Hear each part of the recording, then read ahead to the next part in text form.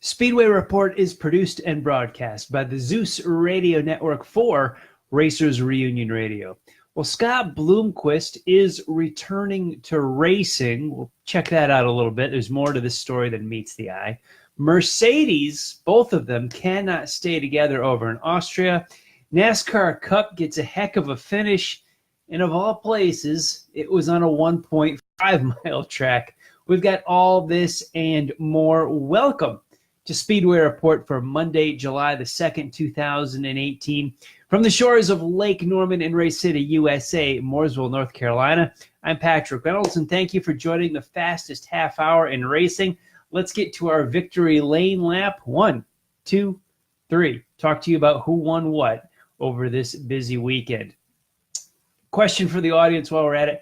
With Independence Day falling on Wednesday, where's the holiday weekend? Did we just pass it, or is it the one coming up? Do you associate it with Daytona and the 400 or Chicago? Your choice. Monster Energy NASCAR Cup Series was in Chicago yesterday afternoon. A scorcher for 500 miles. Kyle Busch took the checkered flag, and oh, what a finish it was. Yeah, we'll talk about that a little bit later. The Xfinity cars were the highlight of Chicago's weekend on Saturday. 300 miles went to Kyle Larson, and he played a big part in Kyle Busch's win. The trucks ran Friday night in Chicago, where Brett Moffitt took the lead from John Hunter Nemechek on the final lap after Nemechek first thought he blew the engine. No, he simply ran out of fuel. Fuel cell runs dry coming out of turn 2, hands over the lead and the win to Moffitt. On the West Coast, NASCAR's K&N Pro Series Tour was in Roseburg, Oregon. Derek Kraus took the win in the 150-lapper there. Only 13 cars, though. A little disappointed, but with the cost of the series, not surprised either. Speaking of money, yeah, we'll go to the big dollars. Formula One was in Austria. Max Verstappen stood atop of the podium. We talk about money in this one. Took place in Austria. This is Red Bull's home track. Oh, this was a big one. Daniel Ricciardo had a rough day, did not finish in the money, finished pretty far back. But Red Bull taking a win, and it didn't look like the Red Bulls would be a factor at all. Kimi Räikkönen was second. Sebastian Vettel rounded out the podium, so the Ferraris did well, but it looked like a mix of Mercedes and Ferraris, with Red Bulls trailing in the 5th and 6th spot. Not too much. Big tire degradation day, big heat day. Verstappen on top of the podium. Speaking of heat, speaking of endurance, IMSA was up at Watkins Glen, New York, where they ran the 6-hour race yesterday. And the Gainsco JDC Miller Motorsports team took the checkered flag. Co-drivers Steven Simmons, Misha Goikhberg, and Chris Miller. They hoisted the trophy and sprayed some champagne. Now, Simpson was the one that took the checkered flag in a shootout near the end of the race. He'd made a nifty 3-wide move on Juan Pablo Montoya and Jordan Taylor going into the chicane on the backstretch in the late going to take the lead and the win. More shootout-style stuff coming in these endurance races. Very, very close finish. Over on the dirt, the Lucas Oil late models are racing literally tonight. But Saturday night, they were in Portsmouth, Ohio, where Jason Jameson won the A-Main. Last night in Mansfield, Don O'Neill took the checkered flag. And tonight, the tour is in Hartford, Ohio. So if you're watching Speedway Report, get over to Hartford, Ohio if you're in the area after the show.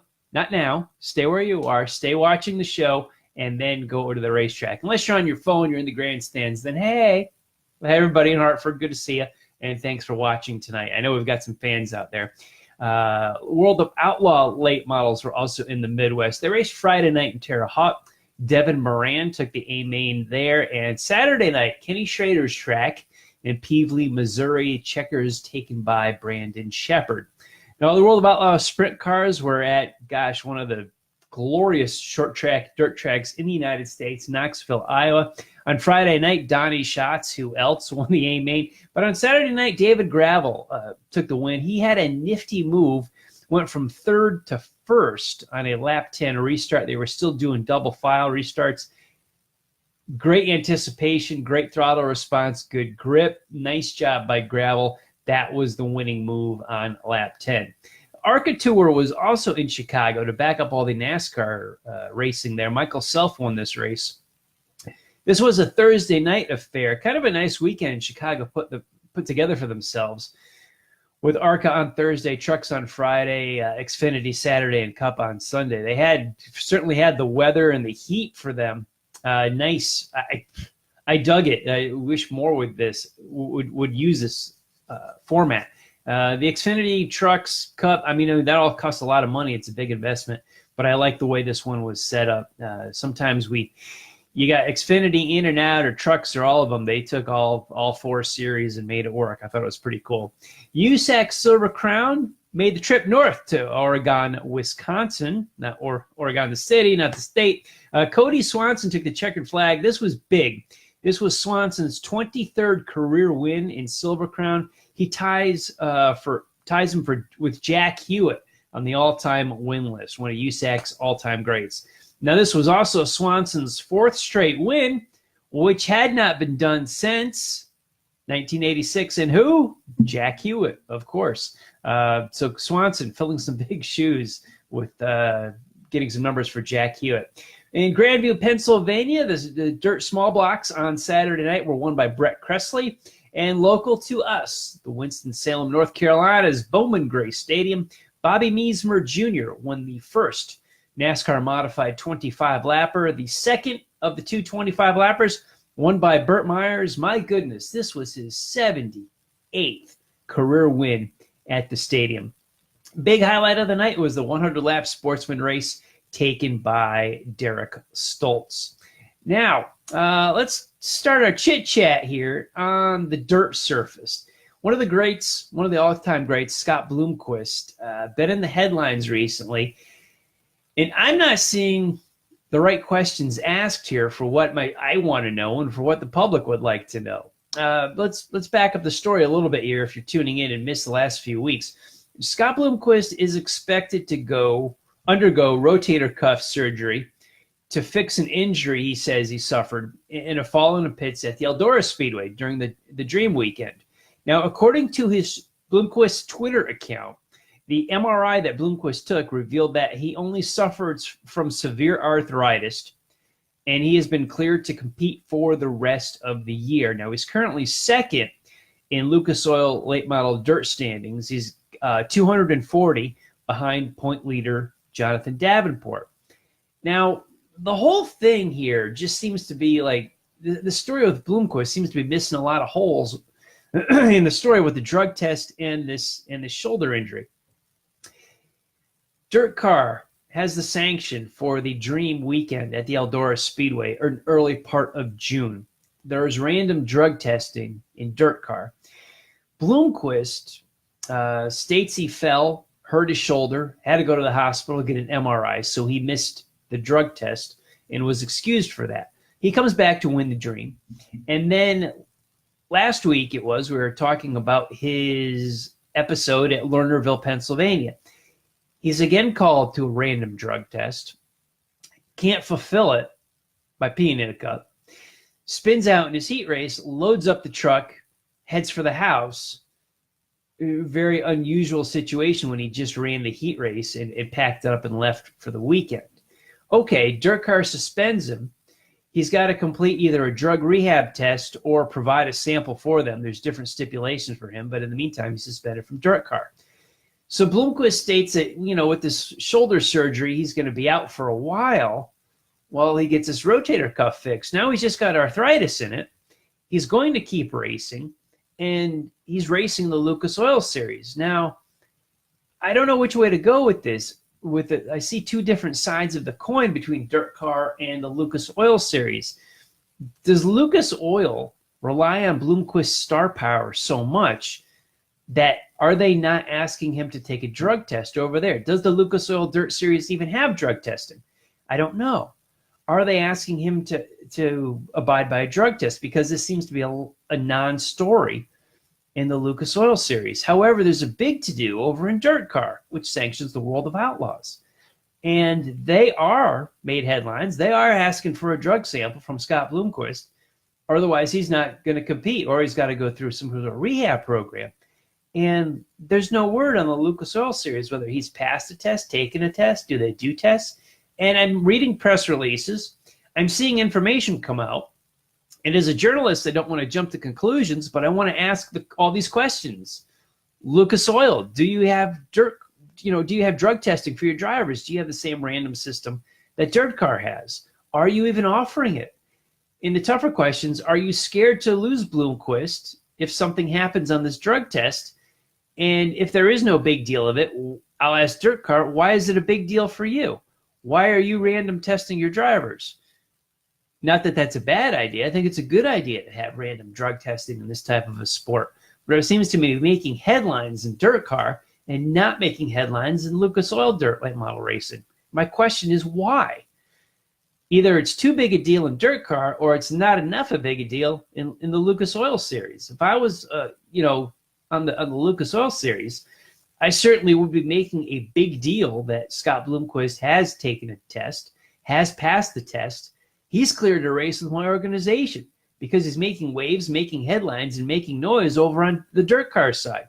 No, he's not chasing Dirt Car points, so it can be that, in or out with him. He don't care, but he's running for the championship on the Lucas Series. And what happens when we get to the World 100 in September? It's basically the Daytona 500 of dirt late model racing. What's going to happen? Where is Bloomquist? There's a whole lot of questions here that don't seem to be getting asked, don't seem to be being answered. And to me, it's a little bit more on the Lucas Oil side. I see where Dirt Car is coming from. They've laid all their cards on the table. Bloomquist has made his statements. There's nothing wrong with any of these, but every question or every statement that everybody says seems to be raising a whole lot more questions in my mind than are being answered. And I'd like Lucas Oil series, the folks, as much as I love them, to step forward maybe with some information, because I'm just saying out loud into this microphone here what everybody else is thinking about Bloomquist. And I'm a Bloomquist fan. I'm not trying to back the bus over the dude or railroad him, but these questions are being raised, and certainly in my mind, legitimate ones and honest ones. Let's get some facts and some answers. I mean, it is Scott Bloomquist. He is the biggest name in dirt late model racing. Period. He's the guy. Let's find out what's going on here. These are honest questions that need to be asked. I don't know if anybody's asking them. It doesn't seem to be happening. I'm not reading anything. I can't find any stories on this, but there's certainly in my mind with his situation with Dirt Car versus his situation with the Lucas Oil Series. Please comment below. If I'm out of whack, please say so. If you agree with me, tell me. If you have your own questions or your own doubts about Bloomquist, bring them up. We've got a comment section below, in the video. Please let me know what you think of Bloomquist. I'd love to hear your thoughts on this. For every press release I read, I've got 3 questions that are not being answered and nobody's providing information. They seem to be dodging the question altogether on the Lucas Oil side. I'm going to jump now. Dirt late model racing. I want to go for big money. Formula One. Yeah. The headline, Max Verstappen's victory yesterday in Austria was a huge deal. But the thing that jumped off the page as I was watching the race is this unreliability of the Mercedes yesterday. I've asked the question, speaking of questions about Bloomquist, I asked this about Mercedes. When's the last time they had a double DNF in a single race? The answer is Spain of 2016. We've got to go back over 2 years till this happened. Pole sitter Valtteri Bottas had a bad start, but was working his way back up through. Then he had a hydraulic pressure failure. The man had no gearbox. He had no way to move the car. Lewis Hamilton survived until later in the race before he lost fuel pressure, and he was out of the race. It's like, goodness gracious. Mercedes, Ferrari, and Red Bull, the class of the Formula One field, in practice and qualifying, it sure looked like Mercedes and Ferrari had the upper hand on Red Bull. The Bull duo wanted to do well because of Red Bull's home track in Austria. That's where they're located. And what this all meant was Sebastian Vettel now has a 1-point lead over Lewis Hamilton in the championship standings, so it was huge there, even bigger than the driver's standings of the new champion, or the current championship constructors standings, where Ferrari now holds a 10-point lead over Mercedes in the constructor championship. I found this out several years ago. I didn't know this for a long, long time, is that here in America, we really rally around the drivers' championships. In Formula One, all the money, all that 7 and 8 figure payday is all with the Constructors' Championship. The drivers do win world titles. Where the big money is paid to the team is the Constructors' Championship. That's why they focus so much on team points and have guys running 1, 2, and some people have team orders. Not official team orders, but their own, wink, wink team orders. But it's to maximize points for the team. And though Ferrari didn't win yesterday, they did take two out of 3 spots on the podium.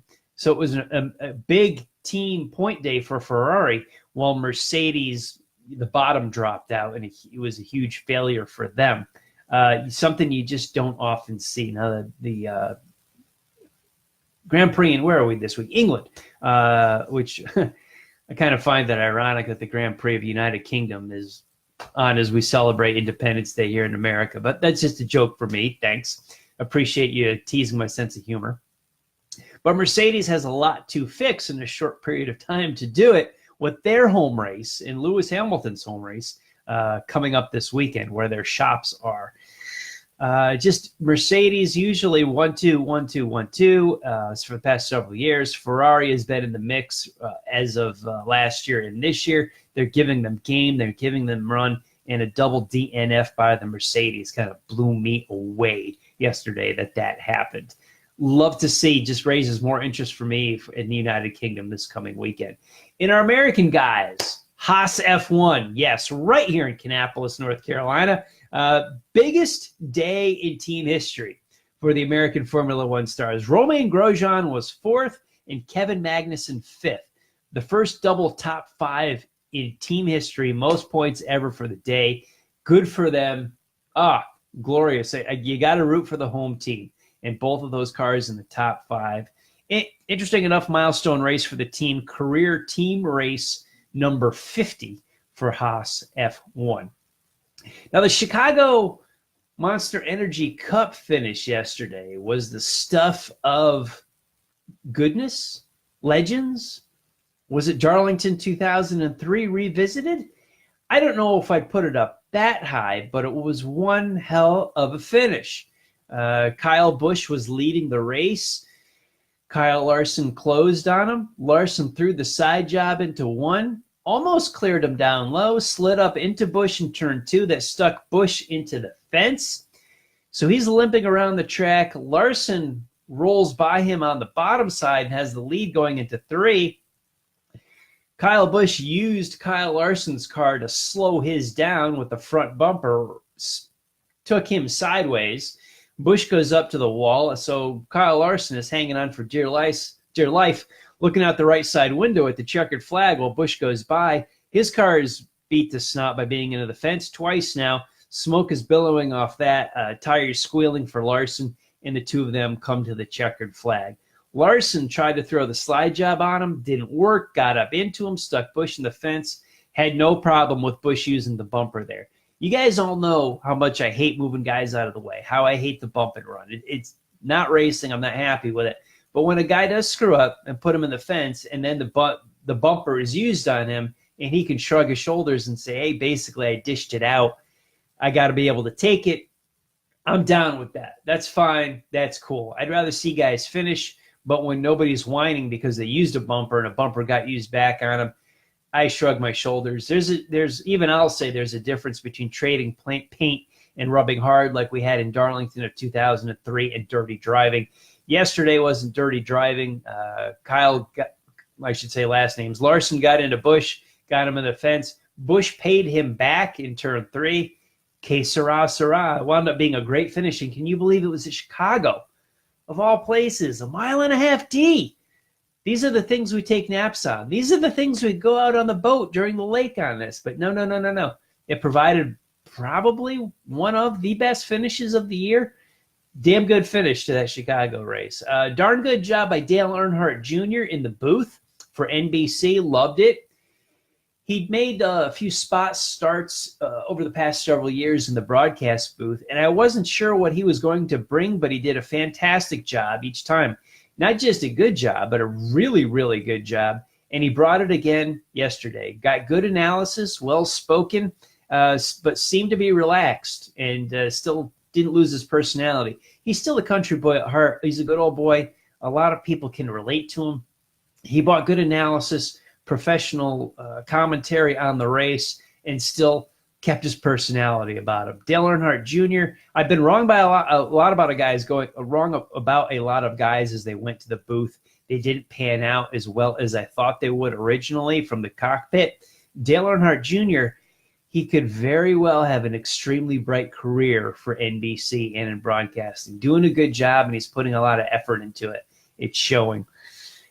If I can jump back up to Watkins Glen for a moment before we get out of here, did anyone else notice that the ESM Tequila Patron cars were 41st and 42nd in the 6-hour race yesterday at the Glen? Are these start and park cars like we used to see in like Xfinity and trucks, NASCAR? It looks like just, I don't know. When they take up the last 2 spots in a 6-hour race, they're usually the type of team that's prepared for the endurance races, and they finished in the bottom 2. Yeah, Patron's got my eyebrows raised too. As you can tell, I got a lot of eyebrows raising this week. Mercedes DNFs, Scott Bloomquist, ESM Tequila. What are you guys doing? But big smiles for the Chicago finish in the Cup race. Big smiles for Dale Earnhardt Jr. behind a microphone. And big smiles for all of you for tuning in this week. In between our broadcasts, keep up on the world of auto racing with SpeedwayReport.com. This broadcast and all of our past shows are uploaded to the site, and we also have a bunch of racing articles to read. So head on over to SpeedwayReport.com. Now, this broadcast, as well as other episodes, are on Facebook at the Speedway Report with Patrick Reynolds Facebook page, where you might be watching us live now. Racers Reunion Facebook page. On Twitter, I'm at Speedway Report and at Speedway Pat. RacersReunion.com, there's a list of these in the forum, and as the website a few moments ago I mentioned, SpeedwayReport.com. If you are personally connected to me on Google+, LinkedIn, Facebook, I'm all there, as well as our new uploaded YouTube channel. We'll have this up there shortly. Big thanks to everyone on the Facebook Live feed for joining the conversation during the show tonight. I'll be back to you guys shortly. Now, please go see a race at a track near you, especially with this July 4th holiday coming up this weekend. Tons of big races and specials for you to go see. Your grassroots ovals, drag strips, and road courses are the backbone and foundation of the auto racing world. So keep up the grassroots support, guys. I want to thank all of the military past and present for the freedoms we enjoy as Americans in our daily life, including the simple things like bench racing right here on a Monday night. Freedom is not free, and a veteran paid that bill for us. To all of the men and women who are defending freedom and watching Speedway Report, take care of yourselves and come home soon. A special salute, as always, to the teachers, school staff, firefighters, police officers, and paramedics in our own communities. They are quiet and modest heroes every single day. God bless and thank you. You have been watching Speedway Report from the shores of Lake Norman in Race City, USA, Mooresville, North Carolina. Please like our Facebook page, Speedway Report with Patrick Reynolds, and you can follow me on Twitter at Speedway Pat. On the Drag Racing List Facebook page next is Racing and Rockin' with Draglist.com. BP, JB, and BS are there with your NHRA news and some cool music. I think they're off live tonight, but they've got a best of show that could probably kick up. Go to Drag Racing List if you are on Facebook. Now, we'll be back here on live on Facebook next week. It'll be Monday, July the 9th, and we will look at NASCAR Cup in Daytona, Indy Cars in Iowa, NHRA in New Hampshire, short tracks, and a whole lot more. Thank you all for joining us. Have a happy and safe Independence Day. I will see you all next time.